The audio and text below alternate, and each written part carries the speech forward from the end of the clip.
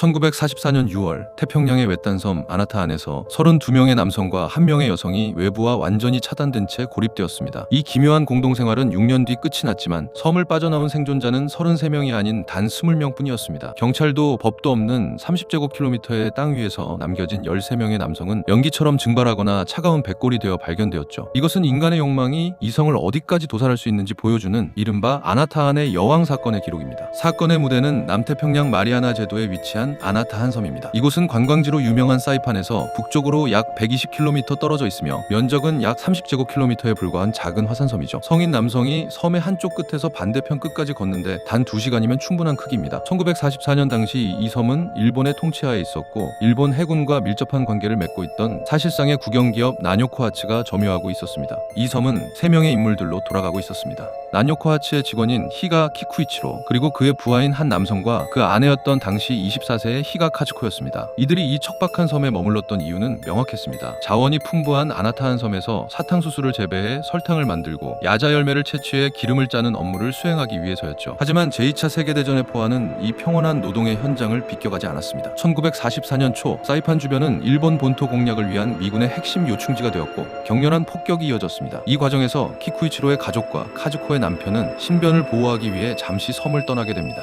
섬에는 업무를 인계받기 위해 남은 키쿠이치로와 카즈코 단 2사람만이 남겨지게 된 것이죠. 이것이 훗날 벌어질 참극의 첫 번째 발단이었습니다. 1944년 6월 12일 고요하던 아나타한 섬의 해변에 거대한 변화가 찾아옵니다. 미군의 폭격을 받고 침몰한 일본군 징용선 3척에서 탈출한 해병들이 섬으로 떠내려온 것입니다. 이들은 대부분 10대 후반에서 20대 초반의 혈기왕성한 젊은 군인들이었으며 총 31명에 달했습니다. 섬의 거주자는 순식간에 33명으로 늘어났습니다. 구성은 남성 32명 그리고 여성은 단 1명 히가 카즈코뿐이었죠. 초기 이들의 공동생활은 군대의 위계 질서와 민간인의 협력이 맞물려 나름의 평화를 유지했습니다. 하지만 키쿠이치로와 카즈코는 본능적인 위협을 느꼈습니다. 수십 명의 젊은 군인 사이에서 단 1명의 여성이 존재한다는 사실이 어떤 폭발력을 가졌는지 직감한 것이죠. 이에 키쿠이치로와 카즈코는 해병들로부터 거리를 두기 위해 사실상 부부가 되기로 선언합니다. 이들은 섬을 4구역으로 나누어 생활했습니다. 부부로 위장한 키쿠이치로 그룹과 세 척의 배에서 각각 온 해병 그룹들이 서로의 영역을 존중하며 생존을 도모했습니다. 이 시기까지만 해도 이들에게는 한 가지 희망이 있었습니다. 전쟁이 끝나면 구조대가 올 것이고 이 기묘한 동거도 종지부를 찍을 것이라는 믿음이었죠. 1945년 8월 15일 일본은 항복을 선언하며 전쟁은 끝이 났습니다. 나뇨코하츠의 사이판 사업도 공식적으로 종료되었습니다. 이론적으로라면 이들은 즉시 구조되어 본토로 돌아가야 했습니다. 하지만 아나타한 섬은 일본 정부와 미군 모두에게서 잊힌 공간이 되어버렸습니다. 종전 소식은커녕 단 한 척의 구조선도 섬에 나타나지 않았습니다. 문명으로부터 유기된 33명의 생활은 원시시대로 회귀했습니다. 가져온 식량은 금방 바닥났고 이들은 자급자족으로 연명해야 했습니다. 도마뱀, 쥐, 심지어는 박쥐를 잡아먹으며 단백질을 보충했죠. 불을 피우기 위해 돌과 나무를 문질러야 했고 닳아 없어진 옷 대신 나무 껍질과 잎을 엮어 만든 허리 가리개를 둘렀습니다. 미군은 이 섬에 일본군이 남아있다는 첩보를 입수하고 확성기를 통해 종전을 알리는 방송을 수차례 실시했습니다. 하지만 섬의 남자들은 이를 믿지 않았습니다. 일본군이 패배했다는 사실을 인정할 수 없었기에 미군의 방송을 자신들을 밖으로 깨어내 섬멸하려는 심리전이라 규정했습니다. 그들이 이성을 붙잡고 있던 마지막 끈인 국가와 임무가 오히려 그들을 지옥에 가두는 족쇄가 된 것이죠. 시간이 흐를수록 섬의 공기는 굶주림보다 더 지독한 성적 긴장감으로 물들기 시작했습니다. 균형이 무너진 것은 1946년의 어느 날이었습니다. 산책하던 한 해병이 숲속에서 추락한 미군 전투기 잔해와 낙하산을 발견합니다. 그 잔해 속에서 이들은 결코 발견해서는 안 될 물건을 찾아내고 맙니다. 그것은 녹슨 권총 2자루와 약간의 실탄이었습니다. 원시적인 생활을 이어가던 섬에서 권총은 단순한 무기를 넘어선 신권을 상징했습니다. 누군가를 합법적으로 죽이고 원하는 것을 빼앗을 수 있는 절대적인 힘이 출현한 것이죠. 그리고 그 힘이 향한 곳은 예상대로 섬의 유일한 여성 히가 카즈코였습니다. 권총을 손에 넣은 2명의 해병은 가장 먼저 카즈코의 보호자인 키쿠이치로를 겨냥했습니다. 카즈코를 넘기지 않으면 죽이겠다라는 협박 앞에 키쿠이치로는 굴복할 수밖에 없었습니다. 카즈코는 권총을 가진 남자의 아내가 되었습니다. 힘으로 여왕을 차지하고 그 여왕을 차지한 자가 섬의 지배자가 되는 기괴한 권력 구조가 형성된 것입니다. 하지만 피로 세운 왕좌는 결코 오래가지 않았습니다. 카즈코를 차지한 첫 번째 남편은 불과 반년 뒤 의문의 죽음을 맞이합니다. 사인은 추락사로 발표되었지만 그가 죽자마자 권총의 주인이 바뀌었다는 사실이 진실을 말해주고 있었습니다. 다음 남편 자리를 차지한 남자는 더욱 노골적이었습니다. 그는 카즈코를 완전히 소유하기 위해 방해가 되던 키쿠이치로를 총살해버립니다. 섬에서 처음으로 총성이 울려 퍼졌고 인간의 법이 완전히 증발했음을 알리는 신호탄이었습니다. 이제 섬은 거대한 도살장으로 변했습니다. 카즈코의 세 번째 남편이 된 키쿠이치로의 살해범 역시 얼마 지나지 않아 의문의 죽음을 당했습니다. 그리고 네 번째 남편이 탄생했죠. 남편이 죽으면 다음 힘을 가진 자가 여왕을 차지하고 다시 그 자가 죽음을 맞이하는 광기 어린 순환이 반복되었습니다. 더욱 기괴한 사실은 카즈코와 남자들 사이의 소통 방식이었습니다. 남편이 아닌 남자들은 카즈코를 유혹하기 위해 섬의 커다란 나뭇잎에 날카로운 돌로 글씨를 새겼습니다. 오늘 밤 숲에서 기다리겠다라는 식의 나뭇잎 러브레터가 섬 곳곳에서 발견되었습니다. 겉으로는 낭만적인 연서처럼 보였지만 그것은 곧 현재의 남편을 죽이겠다는 살인 예고와 다름없었습니다. 32명이었던 남성의 수는 해를 거듭할수록 눈에 띄게 줄어갔습니다. 살인이 일상이 되자 남자들 사이에서 기묘한 심리 변화가 일어납니다. 처음에는 카즈코를 차지하기 위해 서로를 죽였지만 이제는 동료들이 죽어나가는 원인을 카즈코라는 여성 그 자체에게서 찾기 시작한 것입니다. 그녀만 없었으면 우리 사이에 피를 흘릴 일도 없었을 것이다 라는 비논리적인 분노가 섬 전체를 지배했습니다. 남자들의 살벌한 시선을 감지한 카즈코는 생명의 위협을 느꼈습니다. 자신을 지켜주던 권총의 힘도 이제는 자신을 향한 칼날이 될 것임을 직감했죠. 1950년 6월 섬 생활 6년째 되던 날 밤 카즈코는 숲속으로 자취를 감췄습니다. 그녀가 선택한 탈출구는 그토록 믿지 않았던 미군의 방송이었습니다. 그녀는 섬 주변을 감시하던 미군 함정을 향해 필사적으로 손을 흔들었고 마침내 지옥 같은 아나타한 섬을 빠져나오는 데 성공합니다. 먼저 일본으로 돌아온 카즈코의 증언은 열도를 뒤흔들었습니다. 아나타한 섬에 일본인이 살아있다는 사실이 알려지자 정부는 대대적인 구조작전을 펼칩니다. 1951년 6월 마침내 남은 해병들도 섬을 떠나 본토로 돌아오게 됩니다. 항구에는 수만 명의 인파가 몰렸습니다. 죽은 줄 알았던 아들이 남편이 7년 만에 살아 돌아온 모습에 가족들은 오열했습니다. 언론은 이들을 기적의 생환자라 칭송하며 대대적으로 보도했습니다. 비극은 끝났고 이제 상처를 치유할 일만 남은 것처럼 보였습니다. 하지만 이들이 탄 배에서 내린 인원수를 확인한 순간 축제 분위기는 얼어붙고 말았습니다. 처음 섬에 고립되었던 남성은 32명이었습니다. 하지만 돌아온 인원은 단 19명 뿐이었습니다. 사라진 13명의 행방을 묻는 질문에 생존자들은 약속이라도 한 듯 입을 굳게 다물었습니다. 영양실조로 죽었다, 사고로 실종되었다 라는 원론적인 답변만이 되풀이될 뿐이었죠. 결국 아나타 안에서 살아남은 것은 인간이 아니라 배고프면 잡아먹고 방해되면 치워버리는 야생의 날것 그 자체였습니다. 도덕과 윤리라는 문명의 껍질을 벗겨냈을 때 남는 건 단 한 명의 암컷을 차지하기 위해 서로의 목을 물어뜯는 짐승의 본능뿐이었죠.